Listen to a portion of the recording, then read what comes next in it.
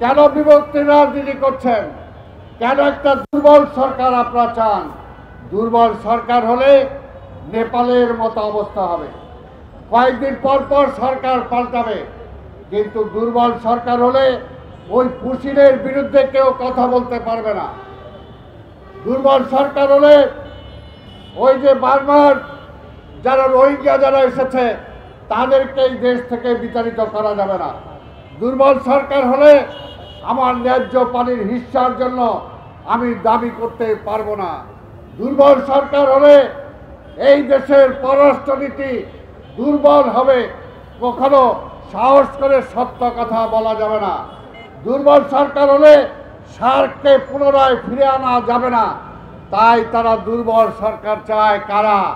যারা ভারতকে প্রতিষ্ঠা করতে চায়।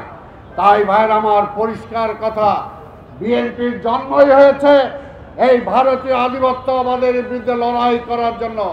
বিএনপির জন্মই হয়েছে আওয়ামী লীগের বিরুদ্ধে লড়াই করার জন্য। বিএনপির জন্মই হয়েছে কে বাম কে ডান সেদিকে না। বিএনপি হলো একদম মধ্যমপন্থী দল। আমরা বামেও যাই না, আমরা ডানেও যাই না।